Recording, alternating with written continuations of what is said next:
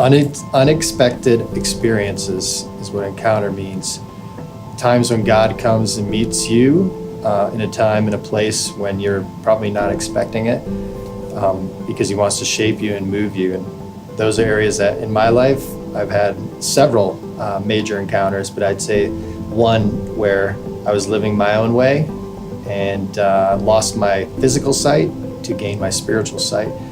And in those moments, I realized that I had to give up my will for his will and to see what he could do for me. I wouldn't say, sometimes because I'm a young person and I have a lot of things going on in my mind all the time. And a lot of the time it like totally goes over my head, and it's really not good. But when things are like just down in the dumps, like terrible, well, not terrible, but things are just not going my way, sometimes I can be like, hey God, what's up? Like, how are you today?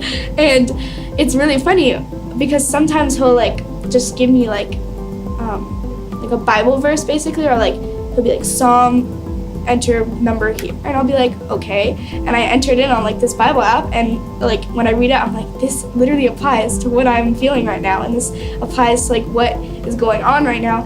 And it's really crazy because these encounters are like not life-changing, I would say, but really help in the moment, and it really say like, hey, like God, it feels like he's saying like, hey, I'm here and I'm always here for you. I would say for people that want to have an encounter, it's kind of one of those things like patience. If you ask for it, watch out. But my point is, it will be life-changing, and there will be things, but there could be things that you might not see as the appropriate way, right? Like we would think that a major encounter, like a burning bush, or all those cool things that happen in the Hebrew days of the word. I think the essence, what we see nowadays, is that sometimes we need to find our hole or our bottom where we're able to actually let God in.